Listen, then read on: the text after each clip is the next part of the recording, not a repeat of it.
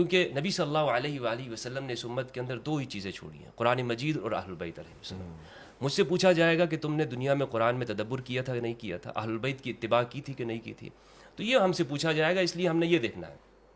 جہاں تک بات ہے سید النساء اہل الجنہ فاطمہ الزہرا علیہ السلام کا، تو فاطمہ بدعۃ منی یریبنی ما ارابہ یؤذینی ما اذاہا، فاطمہ میرے جسم کا ٹکڑا ہے، مجھے وہ چیز دکھ دیتی ہے جو فاطمہ کو دکھ دیتا ہے علیہ السلام۔ تو میں ایک مسلمان ہونے کے اعتبار سے کہ میرے سامنے یہ نصوص ہیں اہل سنت کی کتابوں میں، فاطمہ بدعۃ النبی ہیں، جسم کا ٹکڑا ہے، رگ ہیں، شہرگ ہے نبی کی، میں ان کے ساتھ کسی کو برابر نہیں کر سکتا، چاہے وہ اس کائنات کا کتنا ہی بڑا شخص کیوں نہ ہو انبیاء کے بعد۔ میرا ایمان مجھے کہتا ہے کہ فاطمہ جو کہ نبی کے جسم کا حصہ ہے، انہیں میں کسی کے ساتھ برابر کر دوں، انی اذا لمن الجاہلین، میں جاہلوں میں سے ہوں گا۔ اللہ اکبر۔ میں کائنات کا بدبخت انسان ہوں گا اگر میں کہوں گا کہ فاطمہ کے برابر کوئی شخص ہے، کیونکہ وہ نبی صلی اللہ علیہ وآلہ وسلم کے جسم کا بضعہ ہے، ٹکڑا ہے، حصہ ہے، ہم ان کے برابر کسی کو نہیں کر سکتے۔ یعنی آپ کہہ رہے ہیں کہ تمام اصحاب رسول میں سب سے زیادہ افضل مکرم ہے جناب سیدہ فاطمہ زہرا؟ اصحاب رسول امہات المؤمنین، کائنات کی ہر شخصیت سے، انبیاء کرام کے بعد نبی صلی اللہ علیہ وآلہ وسلم کا جو مقام ہے تمام انبیاء میں، اسی کے ساتھ فاطمہ الزہرا علیہ السلام ہے۔ کیوں؟ اس لیے کہ وہ نبی کے جسم کا حصہ ہے، نبی سے الگ نہیں ہے۔ نبی کے گوشت کا، نبی کے خون کا، نبی کے شہرت کی کیا قیمت ہے؟ کیا قیمت ہے؟ پوری کائنات ایک طرف رکھ دی جائے اور نبی صلی اللہ علیہ وسلم نالین کے غلام ہیں، سروں کا تاج بنا لیتے ہیں، تو پھر یہ تو جسم کا ٹکڑا۔ جب نبی نے فرما دیا میرے جسم کا ٹکڑا ہے، تو میں پھر کیا بتا سکتا ہوں کہ کون ان کے برابر ہے کون نہیں ہے؟ اللہ اکبر۔ کیا آپ یہ سمجھ سکتے ہیں کہ میں اس دنیا کے اندر کسی مقام اور مرتبے کو یا کسی صحابی کو میں یہ کہوں کہ وہ سیدہ کے برابر ہیں، یا ان کے سامنے کھڑا بھی کر سکتا ہوں؟ یہ تصور میں بھی اگر کوئی مومن ہے تو نہیں کر سکتا۔ مفتی صاحب، یہ ایک بڑا مسئلہ درپیش رہا، ابھی سوشل میڈیا پہ بڑی بحث رہی اس پہ، اور بڑا شگاف بھی ڈالا اس مسئلے نے۔ میں نام نہیں لیتا مگر آپ کو علم ہے، ایک صاحب اٹھے، بڑے خطیب تھے، عالم فاضل، اپنے طبقے میں ایک بڑا اعجاز رکھتے ہیں، انہوں نے اٹھا کے ایک بیان دے دیا کہ جناب سیدہ معاذ اللہ، میں اپنے ذہن میں بڑی مجال کر رہا ہوں، جرت کر رہا ہوں، آپ سے خطا ہوئی ہے۔ اس پہ اہل سنت کا اور ایک ایسے انسان کا جو اہل بیت سے بہت محبت رکھتا ہے، فرقے سے ہٹ کے، اس کا کیا موقف ہونا چاہیے؟ جناب سیدہ آپ فرما رہے ہیں کہ سب سے افضل ہیں، پھر خطا کا تصور؟ جی، پہلے ایک بات کی وضاحت کر دوں کہ میں نے گزارش کی کہ سلام اللہ علیہ کہا جائے تاکہ دونوں راضی ہو جائیں، تو چونکہ آپ ہی اہل علم ہیں اور مفتی صاحب بھی، اس بارے میں یہ ہے کہ جب علماء کا کسی بات میں اختلاف ہو تو ایسی تطبیق نکالنی چاہیے تاکہ دونوں کے مسئلے پر عمل ہو جائے۔ میری مراد یہ تھی، شاید آپ جی آپ دوسری طرف چلیں گے۔ جی، آپ نے صحیح کہا، اگر آپ چاہیں گے تو میں اس شخصیت کا نام بھی لے لوں۔ جی، وہ محترم جناب ڈاکٹر آصف اشرف جلالی صاحب ہیں۔ جلالی صاحب نے جو موقف بیان کیا یا جس طرح کی تقریر کی، وہ اہل سنت کا اپنا ایک مذہب ہے کہ انبیاء علیہ السلام کے علاوہ کوئی بھی خطا سے، گناہوں سے معصوم نہیں ہے، مگر اہل سنت کا عقیدہ یہ ہے کہ اصحاب رسول اور ازواج مطہرات اور اہل بیت کرام اللہ کے فضل سے، اللہ کے کرم سے یہ گناہوں سے محفوظ ضرور ہیں۔ معصوم کا جو تعلق ہے وہ انبیاء علیہ السلام کے ساتھ ہے، یعنی محفوظ عن الخطا اور معصوم عن الخطا یہ دو الگ اس میں فرق ہے۔ ٹھیک ہے، ٹھیک ہے، محفوظ عن الخطا وہ ہوتا ہے یعنی کہ اس میں امکان ہوتا ہے مگر کرتا نہیں، خطا کرتا نہیں، اللہ اپنے فضل سے محفوظ رکھتا ہے۔ اور معصوم عن الخطا کا مطلب یہ ہوتا ہے کہ اس کے اندر وہ چیز ہی نہیں ہے جو اسے خطا کرنے پر جو ہے وہ برانگیختہ کرے۔ اصل میں وہ جو بات ڈاکٹر صاحب نے کہی تھی وہ ایک سمجھیں کہ ان کی باڈی لینگویج جو تھی وہ بالکل ٹھیک نہیں تھی، درست نہیں تھی، اگرچہ موقف اہل سنت کا وہی ہے۔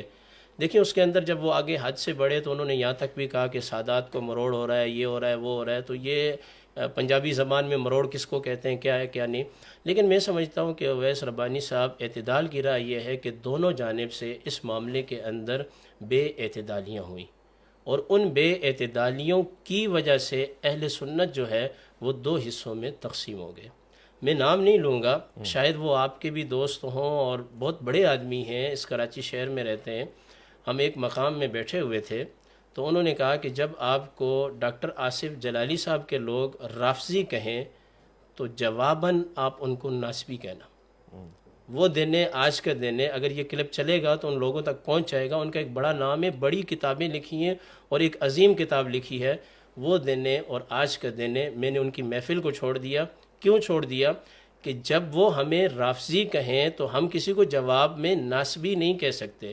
جب ہم رفض اور نصب کا فتویٰ لگائیں گے تو یہ تحقیق اور دلائل کی بنیاد پر لگائیں گے. اللہ اکبر. ہم اس میں شدت اختیار نہیں کریں گے. لیکن اہل سنت کا موقف یہ ہے، انبیاء علیہ السلام کے علاوہ جو ہے وہ کوئی بھی گناہوں سے معصوم نہیں ہے. لیکن یہ کہنا امکان ہے، اس کا یہ مطلب ہرگز نہیں ہے کہ وہ گناہ کرتے ہیں. صحیح ہے. یعنی امکان کا ہونا اور چیز ہے، چونکہ اس میں نبی اور غیر نبی میں بھی فرق ہونا یہ چاہیے. دو اصطلاحات آپ نے جی. ذکر اور کی. دوسری بات یہ ہے جو قبلہ مفتی صاحب نے اپنا موقف پیش کیا کہ تمام انبیاء علیہ السلام کے بعد بی بی پاک سیدہ فاطمۃ الزہرا رضی اللہ تعالی عنہا ہیں. اس میں کوئی شک نہیں ہے. امام مالک کا بھی یہ فتویٰ ہے. لیکن خود رسول خدا صلی اللہ تعالی علیہ وسلم نے 4 خلفائے راشدین کو اپنے بعد افضل قرار دیا اور امت کا اسی پر معاملہ چلا ہوا رہا ہے. اور اس کے بعد پیغمبر نے کسی جگہ پہ بھی نہیں کہا ہے. اور اس کے بعد آپ یہ روایت پیش کر سکتے روایت ہیں؟ نہیں. اس کے بعد جو ہے وہ عشرہ مبشرہ ہیں. عشرہ مبشرہ کے بعد جو ہیں نقبائے اولیٰ ہیں. حضرت فاطمۃ الزہرا رضی اللہ تعالی عنہا کو ہم اس طرح بیان کر کے اصحاب رسول کے ساتھ ملا کر کے کہیں ہماری گفتگو سے کوئی یہ نتیجہ اخذ نہ کرے کہ معاذ اللہ یہ سیدنا صدیق اکبر سے بھی افضل سمجھتے ہیں.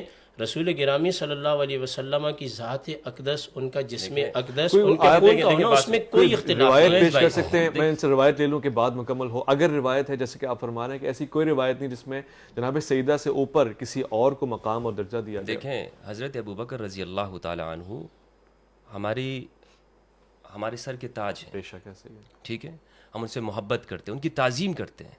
لیکن وہ ابو قحافہ کے بیٹے ہیں، فاطمہ بنت محمد اللہ اکبر صلی اللہ علیہ وآلہ وسلم. خود دیکھ لیں.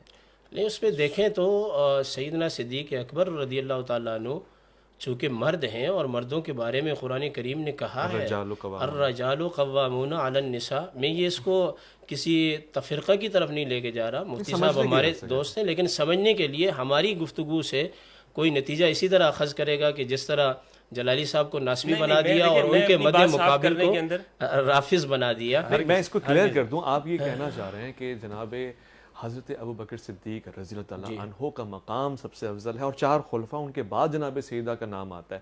اگر میں صحیح سمجھاؤں تو مقام فضیلت میں یہ ترتیب ہے. نہیں، مقام فضیلت میں دیکھیں خواتین کے اندر خود رسول خدا نے فرمایا کہ سیدہ فاطمۃ الزہرا تمام کی سردار ہیں سوائے ختیجہ کے اور سوائے مریم کے. تو میں یہ کہنا چاہتا ہوں کہ قبلہ مفتی صاحب کا موقف اپنے تئیں ٹھیک ہے، ان کی اپنا جو تحقیق ہے، لیکن ان کی بات کے اندر نقص تو یہاں ہی وارد ہو گیا. اہل سنت کے ہاں ڈبل سٹینڈرڈ بہت ہیں اویس بھائی. اہل سنت ہر جگہ پھنستے ہیں. آپ ان سے پوچھیں نا کہ افضل کون ہے تو یہ آپ سے کہیں گے کہ حضرت ابوبکر افضل ہیں، سے پھر حضرت عمر، پھر عثمان، پھر حضرت علی. ٹھیک ہے، پھر عشرہ مبشرہ. تو سیدہ کہاں ہے؟ امام حسن کہاں ہے؟ امام حسین کا جو سیدہ شباب اہل الجنہ ہے وہ کہاں پر ہیں؟ اور پھر عشرہ مبشرہ میں یہ حدیث ہے، اس میں 10 نام ہیں اور یہ سب قریش کے ہیں. امام علی علیہ السلام واحد ہے جو بنی ہاشم کے ہیں، باقی سارے قریش کے افراد ہیں. کوئی ایک انصاری صحابی اس میں نہیں ہے. انصار صحابہ کی کیا فضیلت ہے؟ جن سے محبت رکھنا ایمان ہے اور بغض کرنا نفاق ہے، جنہوں نے اسلام کے لیے سب سے زیادہ قربانیاں دی. قریش جو مہاجر طبقہ تھا انہیں اپنے گھروں کے اندر لا کے ٹھہرایا، ان کے لیے اپنی بیویاں تک طلاق کرنے کی انہوں نے اپنی اجازت دے دی. اس طبقے کا کوئی ذکر نہیں ہے. قرآن مہاجر اور انصار دونوں کا ذکر کرتا ہے، السابقون الاولون من المہاجرین والانصار. لیکن اہل سنت کا ہمیشہ اصول رہا یہ کہ یہ ان لوگوں کی تعریف زیادہ کرتے ہیں کہ جو مہاجر طبقے میں سے جو بلکہ اس میں بھی جو زیادہ جو آخر زمانے میں آئے. یعنی آپ دیکھ لیں یہ کبھی بھی اپنی تقریروں میں سعد بن عبادہ کا ذکر نہیں کریں گے، یہ کبھی بھی ایوب انصاری کو نہیں رکھیں گے، اس کا بیان نہیں کریں گے. یہ لوگ یہ انصار صحابہ ہیں کہنا تو ناانصافی ہوگی جناب. قبلہ مفتی صاحب میری بات کو سمجھے ہو. یہ جو بات ہے نا تو کہ میں نے یہ کہا کہ اس کے بعد خلفائے راشدین، سنیں ایک منٹ یہ میرا نقطہ ترتیب ذرا بیان